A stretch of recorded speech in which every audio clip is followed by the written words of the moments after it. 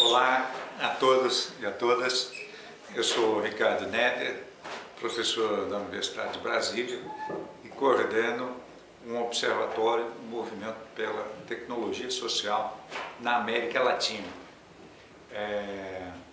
Tenho muita satisfação de estar com vocês, público de CTS, de Estudos Sociais de Ciência e Tecnologia, nessa edição da equipe da Tecnológica Federal do Paraná, do Simpósio TechSoc, da Exocity. E o que me moveu originalmente a vir fortalecer estudos e pesquisas nessa área foi, sobretudo, uma primeira participação num projeto que envolvia justamente o movimento operário sindical no Brasil, setores metal mecânico, siderurgia, automobilístico, diante da automação microeletrônica. Esses estudos, na época, nos anos 80, foram muito importantes porque eles discutiam questões como a perda de postos de trabalho na indústria, a recuperação da indústria metal-mecânica e dos setores industriais que são o carro-chefe, né, da industrialização na América Latina, e como é que a escolha dos métodos de introdução das novas tecnologias poderiam piorar ou melhorar a situação da classe trabalhadora industrial brasileira.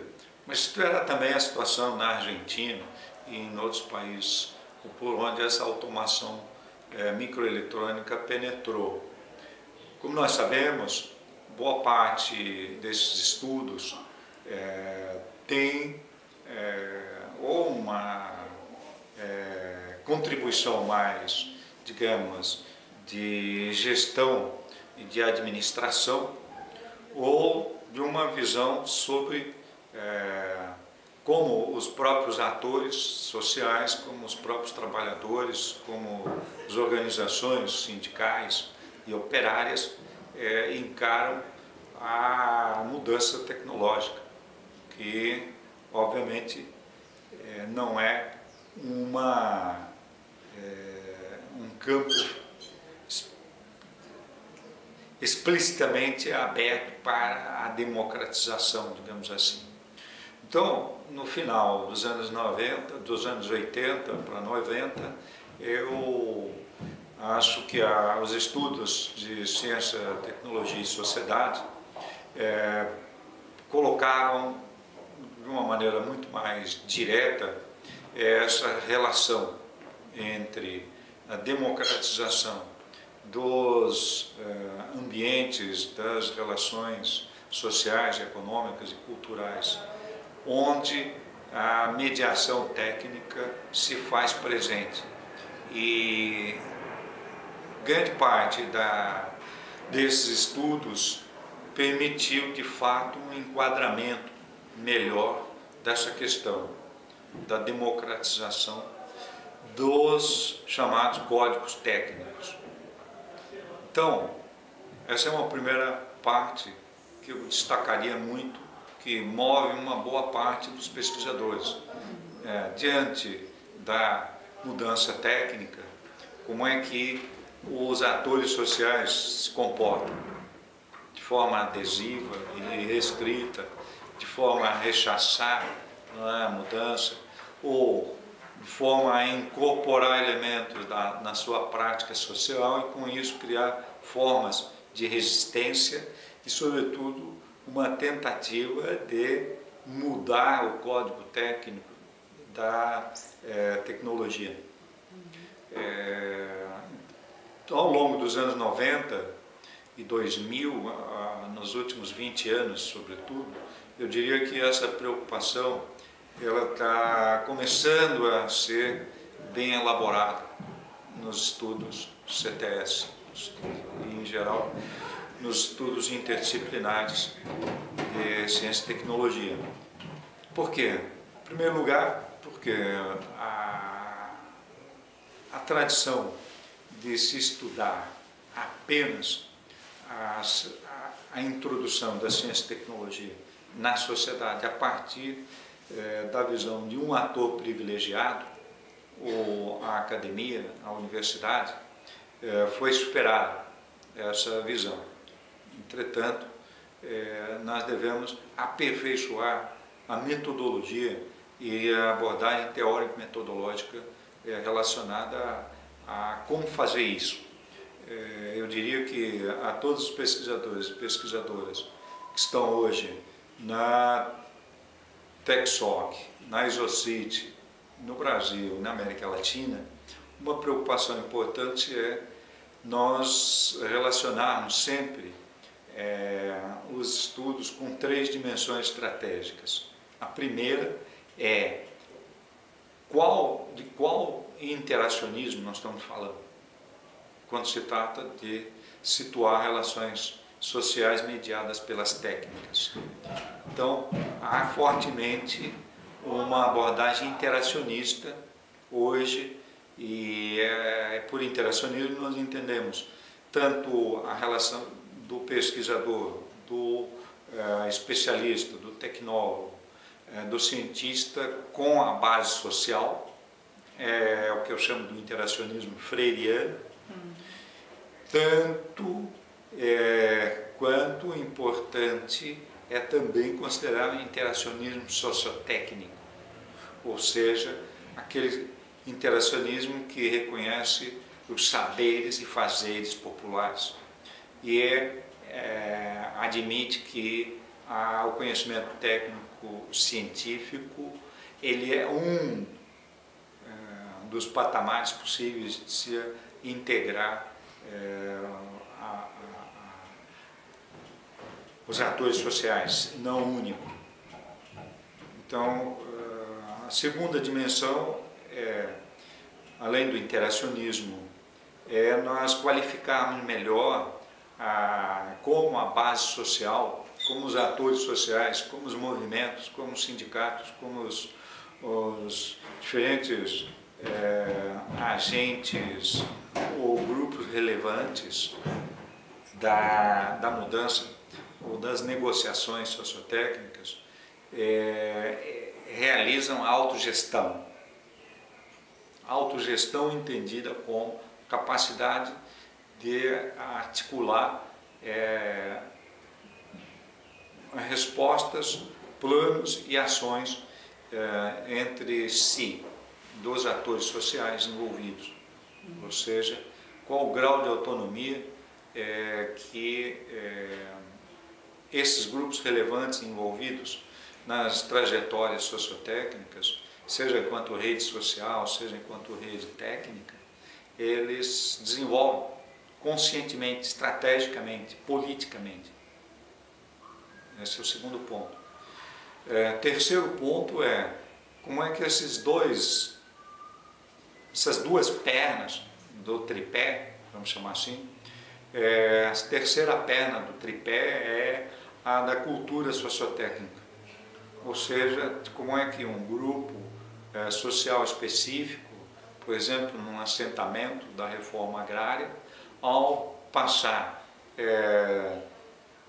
10, 15 anos na lide com aquele modo de vida e de organização comunitária e vivendo os problemas da produtividade, como é que eles adquirem não só